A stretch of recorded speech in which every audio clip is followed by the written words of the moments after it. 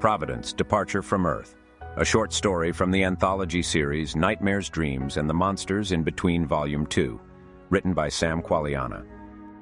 We're all at the edge of insanity, one step away from our breaking point. The others we've encountered in this lifetime have, knowingly or not, molded the beast within us. Our actions hold weight, our wickedness bears consequences. Do we see that? Do we ever truly understand or care? We're ticking like a time bomb. Tick, tick, tick. It's just a matter of circumstance that will lead us into oblivion. There was a dream, to own a place we can call home and begin a life there, to share that life with family and grow. That's the dream Harper's father had before the desolation of Earth. His family survived a time of devastating weather-related disasters, mass murder, a global pandemic, wars, and the end of civilization on their planet. But they weren't ready for this. Before they were forced to leave Earth, Harper took everything from everyone who once cared about him. He burnt bridges with his family and friends to the point where nobody wanted to be around him anymore. He used everyone and gave nothing in return. He ruined relationships for material things, but being the narcissist that he was, he didn't even see it. To Harper, everything was owed to him. But when the desolation came, none of it mattered. He was now in space, drifting alone, and all those material things he cherished so much, and the status he thought he achieved on Earth, were meaningless. Harper stared into space, watching Earth through the window of a starship. He thought about his father. He was too stubborn to leave the dying world, that he remained there with little oxygen left to breathe. He thought about his mother, who died from stress in the troubling financial crisis before the desolation. He thought of his brother James, the one who hadn't talked to him in years. He always put himself before his brother. He took everything from his parents and gave James nothing. He betrayed his trust so many times that his younger brother gave up on him and moved on. But now, in this time of loneliness, he wished he could take it all back and finally treat him like family. But it was too late. James wasn't even on the same starship. He'd be lucky if they ever saw each other again. Harper had nobody in space. Here, he was nothing but a passenger, and all he had was the contents of the backpack he brought aboard. The crisis on Earth led to a large-scale evacuation. The starships were more sustainable than anything built in the 21st century, but the planning for the withdrawal was rushed into a lottery where each household was assigned a starship and a deadline. Those who weren't in the system were left to a dying world. Harper walked through the corridor of the starship Providence. He wondered what plan the leaders of Earth came up with before he blindly boarded their vessel. Was there a new world out there, ready for colonization? Would they build a space station or float aimlessly in space for as long as their ships held up? These were questions he felt he should have asked before he left Earth, but it was too late for that. An officer approached Harper with a tablet in his hand. "Hello, I need to scan your code, sir," he said. "Why?" Harper grumbled. Barcodes were tattooed on each passenger as they boarded the ship. It was mandatory to leave the planet, and an easy way to track all their information with a quick scan. "We're assigning passengers jobs aboard the ship. We don't have a destination yet, so it could be a long ride." "What do the jobs pay?" The officer scoffed, pausing for a moment in disbelief. "Are you serious? Money has no value anymore, sir. It's for the greater good of the entire ship that we all work together until we establish a new home. Your payment is being here, saved from a dying world at no cost to you."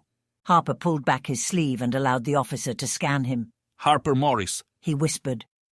The officer found Harper in the crew manifest and read his profile. It doesn't show anything of interest in your file. Do you have any skills we're not aware of? Mechanical, electrical, software, hardware?" "No, nothing of that nature." "Are you educated in any skilled trades?" "No." What did you do on Earth to earn a living?"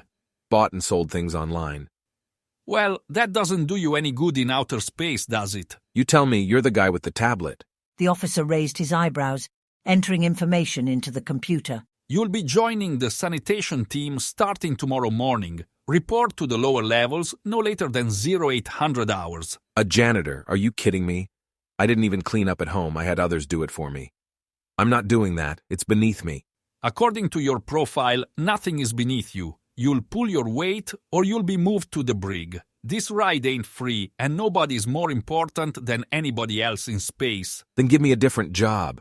I will reassess your position once you learn a trade or find a way to be useful in another field. This is bullshit. But it's better than staying on Earth. Report to Boomer when you start. He'll walk you through the workflow. The officer said, briskly departing without giving Harper any more time to argue. Harper showed up to work 30 minutes past his scheduled time. When he entered the sanitation department, he was met by a greasy-looking man in his early 60s dressed in green coveralls. Being on time might not be important to you, but it affects me too. I'll cover for you today, but don't disrespect me and my work by making this a habit, the man said, brushing crumbs out of his thick grey beard. I don't want to be here. Harper huffed. None of us do, son, but it beats dying. Do the work. Keep your eyes open, observe, listen, and we'll get through this together. Harper hesitantly shook his head in agreeance. Your clothes are in your locker. Get dressed and follow me. We'll do the rounds on deck 7 when you're ready. Harper and Boomer finally introduced themselves. Harper followed his instructions, and they carried out their tasks for the day. A year went by in space, each day as repetitive and boring as the last. The Providence still hadn't plotted a destination, and hope was bleak for the human race. Harper didn't make any new friends. He spent most nights in the rec room drinking away his loneliness. The only people he ever talked to were Boomer and Dustin, the bartender on deck 7. Harper drunkenly walked back to his quarters. A well-dressed group of 20-somethings left the bar right ahead of him. They were rowdy, looking to cause trouble. Privileged punks who came from wealthy families from the looks of them. One of the men relieved himself on a trash can in the middle of the deck. What are you doing? One of his friends chuckled. Don't worry, the cleanup crew is right behind us. I see this creep sweeping the corridors all the time. I'm just giving him something to do. The pisser taunted. I'm not cleaning that up.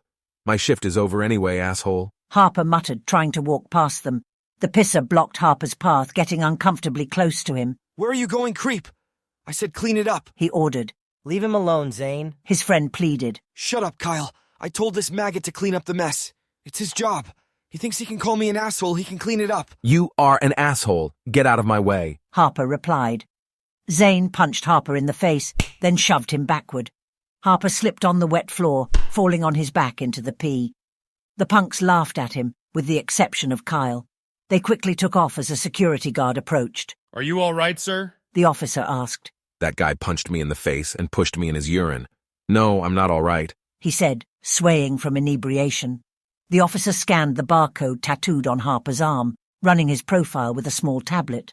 Have you been drinking, sir? Yeah, what does that have to do with it? You just seem very intoxicated and your pants are wet.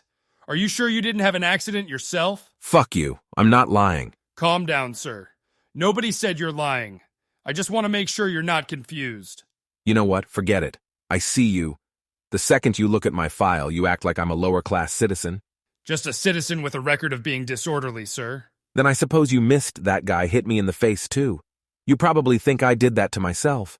We can bring up the security footage to find out what happened, sir. It doesn't matter. Nothing matters here. It's the fact that you don't believe me because of who I am that bothers me. My status on this ship is all that you care about. And those punks probably won't get anything more than a warning. It's hard on all of us in space, sir. Yeah, I bet it is. Harper said. Turning his back to the officer, he left. The next few days weighed heavy on Harper's mind. He felt his existence was meaningless. He was nobody. He would live and die in this job without purpose. His negativity consumed him, beating him down with every waking hour until he felt no empathy for anyone else on the ship. He wanted nothing to do with the others. He only spoke to Boomer when he had to. Harper was assigned to clean up a mess within a pressurized cabin. He was escorted by security, but the officer left him on his own, against regulation. Harper stared at the airlock, imagining what would happen if he opened it with the door to the cabin still open. He wondered if it would cause mass casualties or even damage the ship. He wandered into the next room, jamming the door leading into the corridors open, then did the same to the cabin he was working in.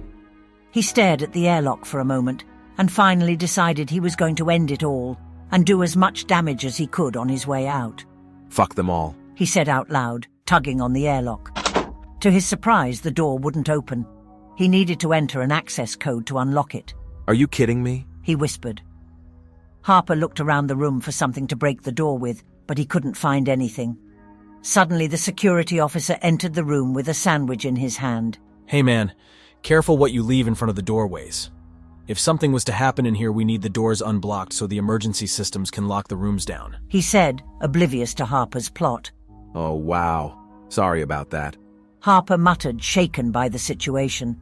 How much longer are you going to be? My shift is over in an hour, and I want to meet up with some friends for drinks after. I'll be done before then. Good man. I'll just be sitting in the next room if you need anything. Thanks. Harper replied. Harper was so close to ending things or being caught in the act that his entire body shook. Had a more observant security guard been posted with him, he would have been facing incarceration. He considered this near miss a second chance, dismissing the ideas that filled his head mere minutes prior. Harper finished his assignment and went on with his day as if nothing happened. The following morning, Harper and Boomer worked together with others from the sanitation department, cleaning the promenade before a special event the ship's captain was to attend. Many high-ranking crew members stopped to speak with Boomer, sharing gratitude and acknowledgement for his work. Harper observed the warmth Boomer displayed toward each person he came in contact with. He was stern, rough around the edges, but someone that anyone could talk to. How do you do it? Harper asked. Do what? Boomer replied. These people look down on us, yet you smile and talk to them like they're your best friends. I'm going to let you in on something, Harper. The universe is more important than you. Just because you can only see through your own eyes doesn't mean that you're the most important person in this existence. If you want to be happy, if you want every day to not feel like a task that you need to get through, then open your eyes, and more importantly, open your heart to everything around you. We're not defined by the jobs we have, the way we look, or the things we own. What defines us is the impact we leave on other people's lives and the world around us. When we're dead and gone, nothing else matters. If you want to be a better person or change your life, then just do it. Just know that you have to put in the work to earn it. The most important things in life can't just be given to you or bought. And if you're so mad at everybody else for putting you in the position you're in, I want you to know that people will let you down and they will hurt you. That's human nature, son. Don't let them take away your spark. That person you were before the dread and darkness made you feel rotten. I want you to imagine yourself when you were happy. Think about it for a while, then go back there and be that person again. Don't blame others for the way you are now.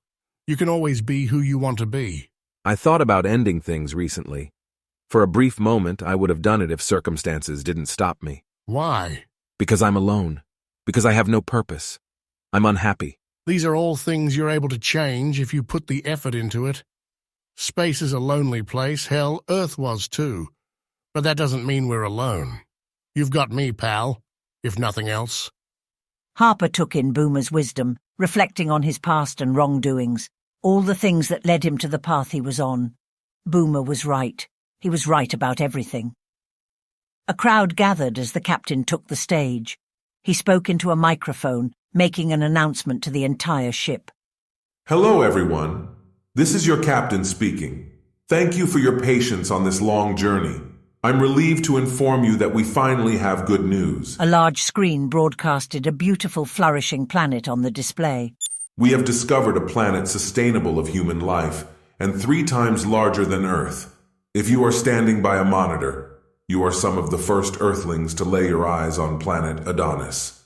A waiter offered Harper and Boomer a glass of champagne, while the crowd murmured excitedly. Adonis was discovered by the starship Pioneer, who with the vessel, Primus, has already established a base upon the planet. My brother was on the Pioneer. Harper exclaimed. Each group of you that were assigned to this ship will be given land on this new planet. We'll work together to build each other homes and create a united colony where all human beings are regarded equally. This is a new start and a chance to live our lives the way they were meant to be. Our leaders in the new world have discovered more resources on this planet than we had in the old world. No man or woman will go hungry again. We are one people with one goal. to survive and flourish in a new world. I raise this glass with you all, to a new beginning for humankind. The captain said, drinking his champagne. To new beginnings. Boomer said, raising his glass. Harper smiled, doing the same. He imagined a fresh start, a world where he could be anything he wanted to be. This was the light at the end of the tunnel, the future he so longed for. If you enjoyed this audiobook, please like and subscribe for more content from the Metroshia channel.